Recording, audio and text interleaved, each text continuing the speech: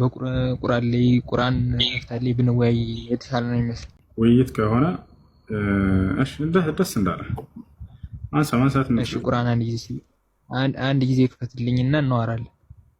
ኩዌት ጋር ክፈት። እሺ ሱራ 22 6 እና 7 ክፈትልኝ አንድ ጊዜ። እሺ አንብበው እስኪ ምን ይላል? እኔ ቁርአን ያልኩት አንተ ክፈትልኝና እንወያይ። በማስረጃ ማለት ነው። በማስረጃ ነው የምትወያየው? አዎ በማስረጃ ነው መወያየት እንፈልጉ። ይህ አላህ እርሱ መኖሩ የተረጋገጠ እርሱም ሙታንን ህያው የሚያደርግ እርሱም በነገር ሁሉ ላይ ቻይ በመሆኑ ነው ይላል። ሰዓቲቱም መጪ በእርሷ ፈጽሞ ጥርጣሬ የሌለባት በመሆኗ አላህም በመቃብሮች ውስጥ ያለን ሁሉ የሚቀሰቅስ በመሆኑ ነው ይላል። እሺ እንግዲህ አዳምጠኝ እንዳታቋረጠኝ። እሺ ወንድማችን እሱ እንግዲህ ከሱ ላይ እሺ ልመጣልህ ነው አድምጠኝ። እሺ ከሱ ላይ እንግዲህ አላህ ሙታንን እንደሚቀሰቅስና በመጨረሻው ቀን እንደሚመጣ ይናገራል። እሺ ከኛ መጽሐፍ ቅዱስ ላይ ደግሞ ዮሐንስ ወንጌል ምዕራፍ 5 ከቁጥር 21 ቁጥር 25 እና ቁጥር 28 ብታየው ቁጥር ያው ካነበብከው ማለት ነው ክርስቶስ በመቃብር ውስጥ ያሉ ድምፄን ይሰማሉ ብሏል። አሁን ወደ ጥያቄ እንመጣለን። እንግዲህ ቁርአን ለሙሐመድ ነብዩ ለእናንተ ነብዩ ወረደው ከ500 ምናምን ዓመት በኋላ ነው ብላችሁ ታምናላችሁ። ከዚህ ላይ እንዴት አንድ ነብይ ነው ብላችሁ ተው እንዴት ይሄን ሊል ይችላል? እስኪ መልስልኝ። ምን ሊል ይችላል? ዮሐንስ ወንጌል እንደቻለ እንዴት ሊል ይችላል? እንዴት በመቃብር ውስጥ ያሉ ድምፄን ይሰማሉ ሊል ይችላል? ይላል ነብዩ ሰለላሁ ዐለይሂ ወሰለም በመቃብር ያሉ ሰዎች ድምጻቸውን ይሰሙ ነበር። ማስረጃ ላሳይ? ኖ እሺ እስኪ ዮሐንስ ወንጌል ና ምንም ከነብያት የተለየ እንዳልሆነ ኢየሱስ ክርስቶስ አሁን ባነሳው ነጥብ ራሱ ላሳይህ። በመቃብር ያለ ሰው ድምጻቸውን ይሰማል። ማስረጃ ልስጥህ? ሰለላሁ ዐለይሂ ወሰለም እሺ ሂድ እስኪ ማስረጃ እስኪ አውጣ ሳይ። አዎ ላሳይ ነው። አብሽር ቁርአን ላይ ነው የምፈልገው።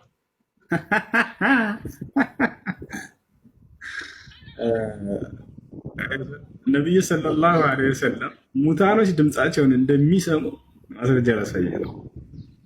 ምንም ከተነገረ አይለይም ኢየሱስ በእጅ ታከለ እንኳን። እሺ አሳይ ነው። አብሽር ያውና ልጆች እዚህ ጋር ተመልከቱ። ምንጩ የት ይገኛል? ቡኻሪ 3980 ሙስሊም 932 ላይ ይገኛል። ወቀፈ ነቢይ ሰለላሁ ዐለይሂ ወሰለም የአላህ መልእክተኛ በሚያት አድርገው ረብሻለሁ። ወቀፈ ነቢይ ሰለላሁ ዐለይሂ ወሰለም ዐላ ቀሊፍ በድር የአላህ መልእክተኛ ነቢ ሰለላሁ ዐለይሂ ወሰለም እንግዲህ በበድር ጦርነት ተካሄደና በበድር ጦርነት ላይ የተገደሉ ከሃዲያኖች ላይ በእነርሱ መቃብር ላይ ቆሙ። ፈቃለ እንዲህ አሉ፣ ለሙታኖች ነው እያናገሯቸው ነው። ሀል ወጀድቱም ማ ወዐደ ረብኩም ሐቃ ለመሆኑ ጌታችሁ አላህ ቃል የገባላችሁን የገሃነም ቅጣታችሁን አገኛችሁን? ثم ቃል ከዚያ በኋላ እንዲህ አሉ፣ ኢነሁም ልአን የስመዑነ ማ አቁል ያ ሰላም እነዚህ ሙታኖች አሁን እኔ የምናገረውንም ይሰማሉ አሉ። ቃል በቃል ሙታኖችም ድምፃቸውን ይሰማሉ። የነቢ ሰለላሁ ዐለይሂ ወሰለም ያ فذكر لعائشة فقالت إنما قال النبي فذكر لعائشة لعائشة هي نقر توسع فقالت اندهالت إنما قال النبي صلى الله عليه وسلم إنهم الآن لا يعلمون أن الذي كنت أقول لهم يعني هو الحق እነዚህ የተቀበሩ የሞቱ ሰዎች እኔ በህይወት ሳሉ ስነግራቸው የነበረው ነገር እውነት እንደሆነ አሁን ያውቃሉ ብለው ተናገሩ። ነብዩ ሰለላሁ ዐለይሂ ወሰለም አለች እና ثم قرأت ከዚያም አነበበች إنك لا تسمع الموتى ولا تسمع الصم الدعاء حتى قرأت يعني الآية እንደተቀላይ ቦታ ላይ ነብያችን ሰለላሁ ዐለይሂ ወሰለም ቃል በቃል ምን አሉ? إنهم الآن يسمعون ما أقول እነርሱ አሁን እኔ የምለውን ይሰማሉ አሉ። ያው ሙታኖችን እንደሚያሰሙ ላሳየህ፣ ወደ አማርኛ ተርጉምልህ ላሳየህ። ጎግል በትክክል ከተረጎመው ያውና ተርጉመው እዚህ ጋር ምን ይታያል? they are now listening to what I say ያ ሰላም። ወደ አማርኛ ተርጉም ለእንግሊዝኛ ከበረ። እሺ እንግሊዝኛ ለምንችል ሰዎች ነው። ምን ይላል? አሁን የምናገረውን እየሰሙ ነው ቃል በቃል እነዚያ የሞቱ ሰዎች። ስለዚህ ሙታንን ተናግሮ ማሰማት ሙታኖች ድምፄን ይሰማሉ ብለው ነቢ ስ ላ ሰለም ቃል በቃል ተናግረውታል። እሺ ይሰማሉ ብለዋል እያልክ ነው። እሺ በቃ ጥሩ። አሁን ደግሞ ቁርአንና መጽሐፍ ቅዱስን እንትን እያልክ ከሆነ ማለት ነው። ለምሳሌ አሁን ሱራ 57 ቁጥር 3 ላይ አላህ እኔ ፊተኛ ነኝ እኔም ኋለኛ ነኝ ይላል። ቆይ ልመጣልህ ነው ወደሱ። ኢየሱስ ከብዙ ነብዮች አይለይም ስላልከኝ ማለት ነው። እኔ ፊተኛ ነኝ እኔም ኋለኛ ነኝ ይላል። በእኛ መጽሐፍ ቅዱስ ደግሞ ትንቢተ ኢሳይያስ ምዕራፍ 44 ጤነኛ አይደለም እንዴ? ልወያይ ነው ብለሃል አይደለ? በእስልምና ላይ አንድ ሀሳብ ካነሳህ በዚህ ጉዳይ ደግሞ በክርስትና ላይ አንድ ሀሳብ ይነሳል ማለት ነው። ውይይት ነው አይደል? የመጣህ ላይ ተረጋጋ፣ ቀስ ብል። አዎ ነው። አዎ እንደሱ ከሆነ አዳምጥ።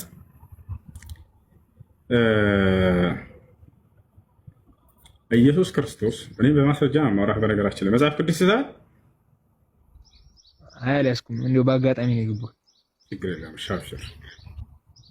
መጽሐፍ ቅዱስ ላይ ኢየሱስ ክርስቶስ አምላክ እንዳለው ቃል በቃል ይናገራል።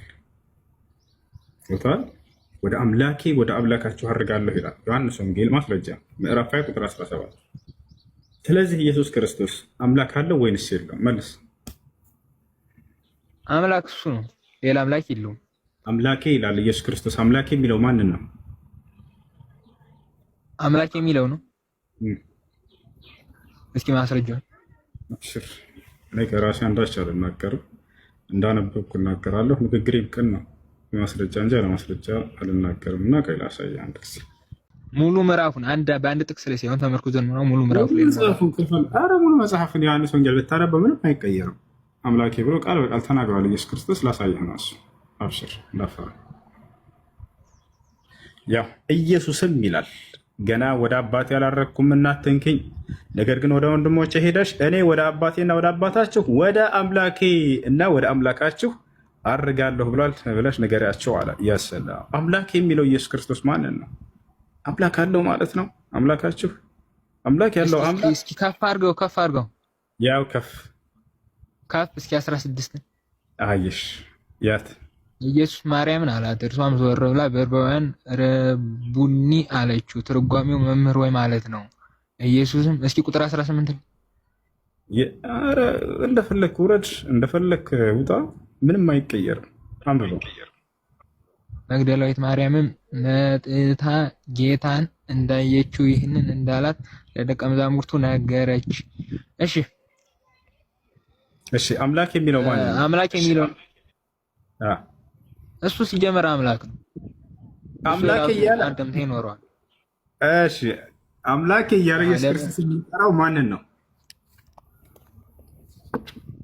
ኦኬ እሺ፣ በአምላክነቱ ጋር እኔ ማስረጃ አልስጥ አምላክ እንደሆነ ማለት ነው። ጠየቅኩም እሱን ይሄን ጥቅስ መልስ። አምላክ የሚለው ማንን ነው? እሺ እኔ ጥቅስ ልስጥህ፣ አምላክ እንደሆነ ጥቅስ ልስጥህ። አልጠየቅኩም እሱን። አምላክ የሚለው ማንን ነው? ኧረ ጉድ፣ አንተ በምትፈልግበት ነው እንዴ? በመጀመሪያ ሲጀመር ወደ መጀመሪያው ርዕስ እንመለስ። አምላክ የሚለው እኔም አምላክ እንደሆነ ጥቅስ ልስጥህ። ወደ እሱ እንመጣለን። እያንዳንዱ ጥቅስ አውቀዋለሁ ምን እንደምታመጣ። አምላክ የሚለው ማንን ነው? እሺ እኔ ጥቅስ ልስጥህ አልኩ። አምላክ የሚለው ማንን ነው? ጥያቄውን መልስና ከዛ ማስረጃ ትሰጠኛለህ። አምላክ የሚለው ማንን ነው? ራሱን ነው። አምላክ ብሎ የሚጠራው ራሱን ነው። ራሱን ኢየሱስ ክርስቶስ አምላክ እያለ የሚያናግረው ራሱን ነው። አብን አይደለም አባት ወይ እያለ እዛው እየተናገረ ወደ አባቴ ወደ አባታችሁ ወደ አምላኬ ወደ አምላካችሁ ባለ አምላክ የሚለው አብን እንደሆነ ራሱ ትክደዋለህ። እኔ አልካድኩም። እሺ አባት የሚለው ራሱን ነው ወይስ አይደለም? አባት የሚለው አብን ነው። እዛው ላይ ነው ወደ አባቴ ወደ አባታችሁ ወደ አምላኬ ወደ አምላካችሁ ባለ አባቴ ካለው በኋላ አምላኬ ብሎ ጠራው። አባቴ ካለው በኋላ አምላኬ ብሎ ጠራው። ስለዚህ ሌላ አምላክ አለው እያልከኝ ነው አንተ? አብን አምላክ እያለው ነው። ዮሐንስ ሌላ ልጨምርልህ። ኢየሱስ ራሱ የተናገረው ዮሐንስ ወንጌል ምዕራፍ 17 ቁጥር 3 ላይ ወደ ሰማይ ቀጥ አለና አባት ሆይ አንድና ብቸኛ እውነተኛ አምላክ አንተ ነህ አለ። እሺ እስኪ ዮሐንስ ወንጌል ምዕራፍ 1 ከቁጥር 1 ምን ይላል? ቁጥር 3 ላይ ምን ይላል? ስለዚህ አምላክ የሚለው አብ ነው አይደለም? ከቁጥር 3 ላይ ምን ይላል? ሁሉ በእርሱ ሆነ ይላል። በማን ሆነ ወደ የሚለው እንመጣለን። ችግር የለም። ስለ አምላክ ነው እያወራን ያለነው። ቆይ እስኪ እሱ እኮ ቃል ነው። ቃልና ቆይ እስኪ ቃሉና እሱ ይለያያሉ እያልከኝ ነው? እንዳምጥ አምላክ የሚለው ማንን ነው? ይሄን መልስ። ኧረ ጉድ! ቃልና እሱ ይለያያሉ እያልከኝ ነው ወይ ነው? ቃሉና እሱ ይለያያሉ እያልከኝ አምላክ የሚለው ማንን ነው? መልስ። አንድና ብቸኛ እውነተኛ ይሁን አምላክ አብን እንደሆነ ይናገራል እሱ ራሱ። እና ይሄንን አንተ ማንን ነው የምትለው? አምላክ የሚለው ማንን ነው? እሱ ክርስቶስ ራሱ አምላክ ነው። ምንድነው አላልኩም? እሱ አምላክ የሚለው ማንን ነው? አምላክ የሚለው ነው ራሱ ነው። አብን ነው ይላል እሱ ራሱ። አባትን ነው እያለ ይናገራል። እሱ እኮ ባህሪያቸው ነው እንጂ የተለያዩ አይደሉም። ይለያያሉ አይለያዩም ሳይሆን አምላክ የሚለው አብን ነው ነው እያልኩ ያለሁት። ወደ አባቴ ወደ አባታችሁ እና የማይለያዩ ከሆነ ኧረ ጉድ! የማይለያዩ ከሆነ እሱን መጣ ይለያያሉ አይለያያሉ ብዬ አልጠየቅኩህም ነው ያልኩህ። ወደ እሱ እንመጣለን አይደለም? እያጠራ ነው መሄዳለን። እያጠራን እንዴት ከዛችሁ ጀምረን እናጥራታ። አምላክ የሚለው አብን እንደሆነ ይናገራል እዚያው ላይ።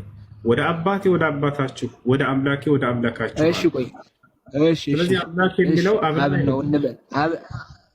አብን ነው ማለት ውይይት ነው ያዝነው። ተረጋጋ። አብን ነው እንበልና አብን ወልድ ደግሞ አይለያዩም እያልኩ ነው። እንበልና ብለህ አይደለም ነው ብለህ እንድታልፍ ነው ፈልገው። ምክንያቱም ቃሉ ላይ ወደ አባቴ ወደ አባታችሁ ወደ አምላኬ። እሺ አይለያዩም ነው እያልኩ ያለው። ይለያያሉ አይለያዩም የሚለውን አልጠየቅኩም። አምላክ የሚለው ማንን ነው? ኧረ ጉድ! እና የማይለያዩ ከሆነ ወደዛ ይለያያሉ። በመጀመሪያ ደረጃ አብ እንደሚለያዩ እመጣልሃለሁ። እሺ ጥያቄው አምላክ የሚለው ማንን ነው? አማን ነው ያልኩ። የኢየሱስ ክርስቶስ አምላክ ኢየሱስ ክርስቶስ አምላክ። እሺ እሱ ማን ነው ብሎ የሚገለጸው? እግዚአብሔር አይደለ? አምላክ እንደሆነ ይናገራል። ይሄን ጨርስና እግዚአብሔርን አይደለም ወደ ሚለው እንሄዳለን። ዮሐንስ ወንጌል ምዕራፍ 17 አባት ሆይ አለ፣ አንድና ብቸኛ እውነተኛ አምላክ አንተ ነህ አለ። ኢየሱስ ክርስቶስ አንድና ብቸኛ እውነተኛ አምላክ ብሎ የሚያምነው አብን ነው አይደለም? በዚህ ጥቅስ መሰረት አንድና እሱ ራሱ አምላክ ነው። ልንግባባ እኮ አልቻልንም። አብን አንድና ጀመር አይለያዩም። አብና ወልድ አይለያዩም። አብና ወልድ ይበላለጣሉ። ሁላ እሱን ገና አሳያለሁ። በጣም ይበላለጣሉ። እኩል አይደለም። ወደ እሱ ከመሄዳችን አምላክ እያለ የሚጠራው ኢየሱስ ክርስቶስ አምላክ አለው። ስለዚህ አምላክ ካለው አምላክ አይደለም ማለት ነው ወይስ ለአምላክ አምላክ ይኖራል ብለህ ታምናለህ አንተ? እሷ ሲጀመር አምላክ የለውም፣ ራሱ አምላክ ነው። አምላክ እያለ እየጠራ ያለው ማንን ነው ታዲያ? ለምን አምላክ ያለ ነው ጥያቄ መሆን ያለበት። እሱን አልጠየኩም። ማን ነው እና ለምንድን ነው የሚለው የተለያዩ ናቸው። እሱ ራሱ ክርስቶስ ነው። እሱ ራሱ ክርስቶስ አምላክ ነው። ክርስቶስ ማለት ነው ማለት ነው። እሺ አንድ ጊዜ እሱ ወንድማችን ይሄ የህይወት ጉዳይ ነው። ክርስቶስ ነው። ክርስቶስ ማለት ትርጉሙ ምንድን ነው? ክርስቶስ ማለት ክርስቲያን ማለት ነው። ማለት ክርስቶስ ማለት የእግዚአብሔር ልጅ ማለት ነው አይደለም?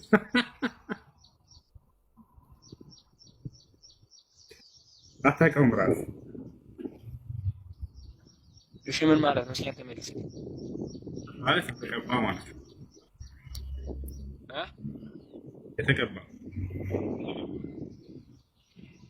የተቀባ ትርጓሜው ነው እሱ። ክርስቶስ ማለት የተቀባ ነው የሚላል። አሁን እኮ ስሙ ላይ አይደለም እሱ አምላክ ነው የሚለው ላይ ነን። ከስሙ ገና ከዚያ ስንነሳ አምላክ እንዳልሆነ ትረዳለህ ብዬ ነው። የተቀባ ነው። ማን የቀባው ታውቃለህ? እሺ እኔ እስኪ አሁን መረጃውን ላቅርብ እሱ አምላክ እንደሆነ ወይ አንድ ተረጋጋ። አምላክ እንዳልሆነ በእያንዳንዱ ንግግርህ ላይ እየተከታተልኩ እየነገርኩህ ነው። እሱ ክርስቶስ ነው እኮ አልከኝ አይደለ? እሱን እንጨርስ። ክርስቶስ ማለት ትርጉም አታውቀውም፣ ነገርኩህ። ችግር የለም። ክርስቶስ ማለት የተቀባ ማለት ነው። የተቀባ ሲባል ጊዜ ቀቢ አለው። አምላኩ እንደቀባው ላሳይህ ቃል በቃል እኮ አይደለም። የኛ መጽሐፍ ቅዱስ እንደልብ ወለድ አይደለም የሚነበብ አንድምታ አለው። በመጀመሪያ ይሄንን ማወቅ አለብህ ነው። እሺ ዛምድን አንድምታ ማለት ትርጓሜንም ይዘን እሺ ትርጉሙን ንገረን እስኪ። ክርስቶስ ማለት ነው አንብቤ መጥቼ እነግርሃለሁ። ሌላ ጊዜ ላይ ስለምገባ እንገናኛለን። ችግር የለም። እሱን ትርጓሜ ይዤ መጥቼ እነግርሃለሁ። ያ ነው ክርስቶስ። መረጃውን ላቅርብልህ ቃል በቃል ሌላ እንጣልህ። የምንም መረጃ እሱ አምላክ እንደሆነ ነው። ለአምላክ አምላክ ይኖረዋል ብለህ ካመንክ ችግር የለውም እንቀጥላለን። ለአምላክ አምላክ ይኖረዋል ምክንያቱም እሺ በቃ አሁን እኔ ደግሞ አልመጣኝ። እሺ ለአምላክ አምላክ ይኖረዋል። አረጉት እሱ ራሱ አምላክ ነው። እሱ ነው ዓለምና ሰማይና ምድር የፈጠረው አምላክ እሱ ነው። አምላክ እያለ እየተጠራ ነው። ሌላ አምላክ እንዳለው ራሱ እየተናገረ ነው። እሱ እኮ ቃል ይሄን ታምናለህ? አታምንም? ምን አይነት ቃል? ምን አይነት ቃል? ስጋ ለብሶ የመጣ በመጀመሪያ ድረስ አምላኩና እሱና ቃሉ አይለያዩ። ምን አይነት ቃል ነው አልኩህ? መጽሐፍ ቅዱስ ላይ ብዙ አይነት ቃሎች ስላሉ አምላካዊ ቃል ነው። አይደለም፣ እሱ የተስፋ ቃል አምላካዊ ቃል ነው። ላሳይህ ማስረጃ ዙሮሽ በመጽሐፍህ ላሳይህ የተስፋ ቃል እንደሆነ። እሺ እኔ ማስረጃ ላንተ። እሱ እግዚአብሔር እንደሆነ ላንተ ወደ እሱ እንመጣለን። የተስፋ ቃል ነው። ቃል የሚለውን ጨርስና እሱ እግዚአብሔር እንደሆነ ላንተ እዛም ዘማት ዝለና እሱ እግዚአብሔር እሺ እኔ እሱ እግዚአብሔር እንደሆነ ላንተ አዳምጥ። ቆይ እኔ ላንተ ወይ ነው ላንተ ማስረጃ እግዚአብሔር ነኝ ያለበት ነው። እግዚአብሔር ነኝ ያለበት እሺ እኔ እግዚአብሔር ነኝ ያለበት ነው። በቃ አመሰግናለሁ። አዳምጠኝ። ምዕራፍና ቁጥር ስለላ ነው። ምዕራፍና እሺ በመጀመሪያ እስቲ እሺ ተው ትንቢተ ኢሳይያስ ምዕራፍ 44 ቁጥር 6 ትንቢተ ኢሳይያስ ምዕራፍ 44 ቁጥር 6 ኢየሱስ የሚል ቃል እኔ እኮ ስሙ የለም ራሱ። እሺ ኧረ ጉድ ኧረ ባላህ ባላህ አዳምጠኝ። አላህን የምታመልከው እኮ ባላህ አዳምጠኝ። እባክህን አዳምጥ፣ ተረጋ። እኔ እግዚአብሔር ነኝ ያለበትን ጥቅስ ስጠና ያልከው ኢየሱስ ክርስቶስ እኔ እግዚአብሔር ነኝ ብሎ የተናገረበት እኔ እግዚአብሔር ነኝ። እሺ ለምሳሌ ዮሐንስ ወንጌል ምዕራፍ 10 ከቁጥር 30 ምን ይላል? እኔና አንድ ነን። እኔ እግዚአብሔር ነኝ ያለበትን ጥቅስ ነው ያልከው። እኔ እግዚአብሔር ነኝ ያለበት እኔ አምላክ ነኝ ያለበት ነው። እኔ እግዚአብሔር ነኝ ለምሳሌ ራእይ ዮሐንስ ምዕራፍ 1 ቁጥር 8 እግዚአብሔር ነኝ ያለበትን ወላሂ ለአዚም ይወልህ ዓለም ሰማይ ብትወርድ ምድር ከፍ ብትል አታመልኩኝ እኔ እግዚአብሔር ነኝ አላለም ኢየሱስ ክርስቶስ። አንዲት ቦታ እኔ እግዚአብሔር ነኝ አላለም እና እኔና አብ ማን እኔና ማን ድረን ማለት ምን ማለት? እኔ እግዚአብሔር ነኝ ያለ የቱ ጋር ነው? እሱ ሳትጨርስ ወዴት ነው የምትሄደው? እኔ አምላክ አልፋና ኦሜጋ ነኝ ይላል አይልም? ህደዩ እስኪ እኔ እግዚአብሔር ነኝ ያለ የቱ ጋር ነው? የለም በለና። ኧረ ጉድ! እኔ አምላክ አልፋና ኦሜጋ ነኝ ይላል አይልም? እኔ እግዚአብሔር ነኝ ያለበት ቦታ የለም በለና ወደ ቀጣዩ ትሄዳለህ። ከዚህ በኋላ ኧረ ጉድ! እሺ እኔ አምላክ ነኝ አልፋና ኦሜጋ ነኝ ይላል አይልም? ደረስክ? በቃ የለህም። እግዚአብሔር ነኝ ያለበት ቦታ የተጠየቀው አንተ ራስህ የምትናገረውን ነው። ልክ ነው። ማስረጃ የምጠይቀን እና ማስረጃ እኮ ማስረጃ። እባክህ ተረጋጋ። እኔ አምላክ አልፋና ኦሜጋ ነኝ ይላል። እባክህ እንሄዳለን ወደሱ። ችግር የለውም። እኔ እግዚአብሔር ነኝ ያለበት ይላል። እግዚአብሔር ደግሞ እኔ አምላክ ነኝ ብሏል። እሺ ተረጋጋሽ። ደግሞ እሱም እኔም አምላክ ነኝ አለ። ወላሂ አላለም። ወደሱ ራሱ እንመጣለን። እኔ እግዚአብሔር ነኝ አላለም ማለት ነው። እኔ አምላክ ነኝ ብሏል። ስለዚህ ይኸውልህ እባክህ እኔ እግዚአብሔር ነኝ ብሏል አላለም ኢየሱስ ክርስቶስ። እሱን ጨርስና ለቀጣይ ትሄዳለህ። አብሽር። ወረድክ? ወላሂ ማንም አላስወረደው፣ እራሱ ነው የወረደው። ና ተመልሰህ ግባ። ክርስቲያኖች አያቸው አይደል? በድፍረት ይናገራሉ ስለ ኢየሱስ። ልክ ማስረጃ ሲባሉ የለም ወፍ የሆነ ጥቅስ ያነሱና በዛ ላይ ተሽከርክረው ይሄ ማለት ነው ብለው ወደዛ ራቸው ይፈልጋሉ። የስተንቲጁና አልአሕካም በራሳቸው ህግጋትን ከዛች ያወጣሉ። ወይንም ስለ ኢየሱስ ክርስቶስ ይሄ አስኬድም እንደዚህ እኔ እግዚአብሔር ነኝ ብሎ ይናገር። ልክ አምላካችን አላህ እኔ አላህ ነኝ ይላል። እኔ አምላክ ነኝ ይላል ቃል በቃል። እኔ እግዚአብሔር ነኝ ብሏል ወይ ኢየሱስ ክርስቶስ? ወፍ። እኔ አምላክ ነኝ ብሏል ወይ? ወፍ። እኔን አምልኩኝ ተገዙኝ ብሏል ወይ? ወፍ። በግዴታ አምላክ እያደረጉት ማለት ነው። ተመልከቱ። እኔና አብ አንድ ነን ብለዋል። እኔና አያብን አየ ብለዋል። እኔ ከአብርሃም በፊት አለሁ ብለዋል። በመጀመሪያ ቃል ነበር፣ ቃልም ከእግዚአብሔር ነው፣ ቃልም እግዚአብሔር ከዛ አምላክ ነው። በቃ እንደዚህ አይነት ጥቅስ ነው በቃ የሚያመጡት። እነዚህ ሹብሃቶች ናቸው። ገብታችኋል አይደል? ሻም የሆነ ትርጓሜ ያላቸውን ላይ ይንጠለጥላሉ። ሙሕከም የሆኑ ግልጽ የሆኑ አናቅጾችን ክርስቶስ ተናግሮ ግልጽ ምንም የማያሻሙ ቃላቶች እኔ አምላክ አለኝ አለ። ኸላስ ፍታው፣ እሱን አምላክ አይደለም። ቃል በቃል ኢየሱስ ክርስቶስ አንድና ብቸኛ እውነተኛ የሆንክ አምላክ አንተ ነህ አባት ሆይ ብሎ ተናገረ። ብቸኛ ማለት አጋር የለውም። በቃ እሱ ብቻውን ነው።